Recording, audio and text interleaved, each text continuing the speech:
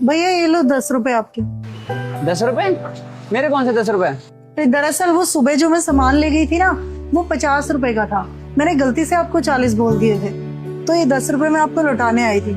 मैं शाम को भी आई थी पर आपकी दुकान बंद थी भैया। हाँ, कल वो मेरी माँ की तबीयत खराब थी इसलिए जल्दी चला गया मैं। 10 रुपए तो थे, आप अगली बार जब सामान लेने आते तब उसमें कटवा देते हैं। अरे नहीं नहीं भैया, मेरी माँ ने हमेशा मुझे यही सिखाया है कि कभी किसी की मेहनत के पैसे नहीं रखने चाहिए। भगवान कहीं ना कहीं हमारे परिवार में से निकाल लेता है। ये लो।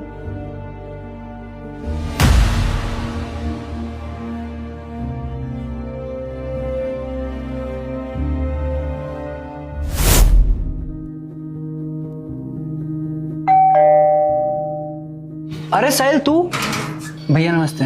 क्या हुआ साहिल, दुकान का सामान टाइम पे नहीं पहुंचा क्या?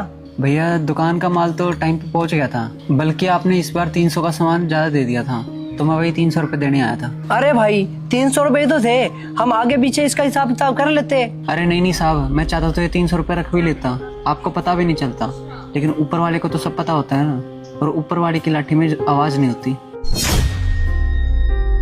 ये 300 रुपए क्या पता मेरे परिवार को कहाँ दुख दे जाए। आखिरकार हम कमाते तो अपने परिवार के लिए ही है ना।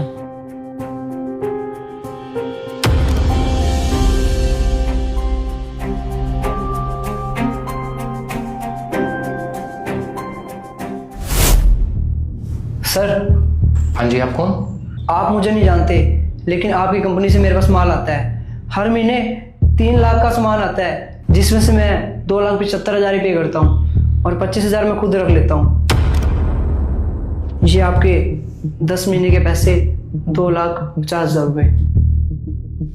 अरे ये बात तो मुझे पता भी नहीं थी, और तुम चाहते तो ये पैसे तुम रख भी सकते थे, तो तुम लौटाने क्यों आए हो? हाँ सर, वो मेरी किसी ने आंखें खोल दी, क्योंकि कई दिनों से मेरी माँ और बाबूजी की तबीयत बहुत ज़्यादा खराब है, और हो सकता है इन्हीं पैसों से मेरी माँ और बाबूजी की तबीयत खराब हो, क्योंकि ये भी किसी की मेहनत की कमाई है। इन पैसों के बारे में आपको तो नहीं पता, लेकिन ऊपर वाले को तो पता है, उसकी लाठी में आवाज़ नहीं होती। शायद तुम ठीक ही कह रहे हो।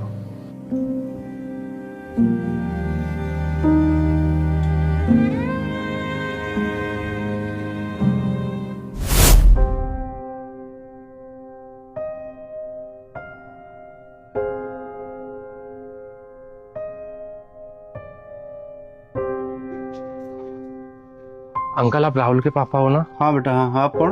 मैं उसका बिजनेस पार्टनर हूँ अंकल। अच्छा, आपका भी कोई हिसाब किताब था क्या बेटा राहुल की तरफ?